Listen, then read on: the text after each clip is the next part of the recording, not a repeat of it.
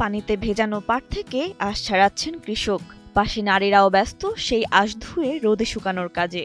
মাঠ থেকে ঘরে ফেরার পথে সর্বত্রই চোখে পড়ে সোনালী আঁশের এ কর্মযজ্ঞ।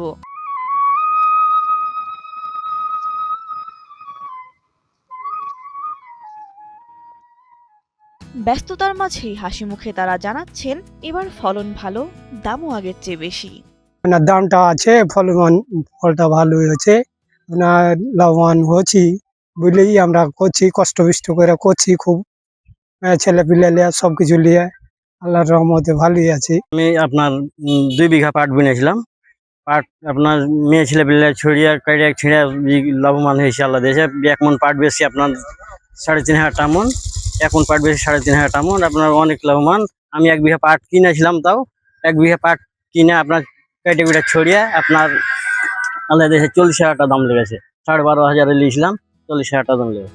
চাঁপাইনবাবগঞ্জের বিস্তীর্ণ মাঠ জুড়ে মৌসুমী ফসল হিসেবে পাটের আবাদ দিন দিন বাড়ছে। ভোর থেকে সন্ধ্যা পর্যন্ত চলছে পাট কাটা, বাধাই আর জাগ দেওয়ার কাজ। স্থানীয় কৃষকরা বলছেন, এবছর বাজার দর কিছুটা বাড়ায় উৎসাহ পেয়েছেন তারা। তবে ভিজানোর জন্য পর্যাপ্ত পানি না পাওয়া, শ্রমিক সংকট আর অতিরিক্ত খরচ এখন তাদের জন্য বড় চ্যালেঞ্জ হয়ে দাঁড়িয়েছে। এমন অবস্থায় তারা সরকারের সাহায্য কামনা করছেন। ছেলে পিলে খাটা খুটা করছি পয়সা লাভের লেগে 10 টাকা, আল্লাহ কি করবে দেখা যায়। পাট আছে এবং বেচেছি।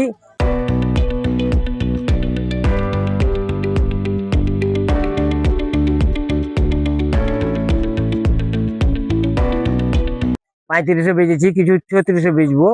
কিন্তু আগামীতে যেন আমরা পাটের লাভটা বেশি চাই, কি আল্লাহ দিয়ে যেন লাভটা ভালো হয়।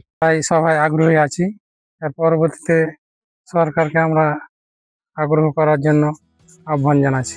কৃষি কর্মকর্তার মতে, কয়েক বছর ধরে দাম না পেয়ে বিমুখ ছিলেন চাষিরা। তবে এবার ভালো দাম পাওয়ায় আগামী মৌসুমে আরো বেশি কৃষক ঝুঁকবেন সোনালী আঁশের এ আবাদে। শিবগঞ্জ উপজেলায় গত বছরের তুলনায় এবার আমাদের 1910 হেক্টর জায়গায় আমাদের পাট উৎপাদিত হয়।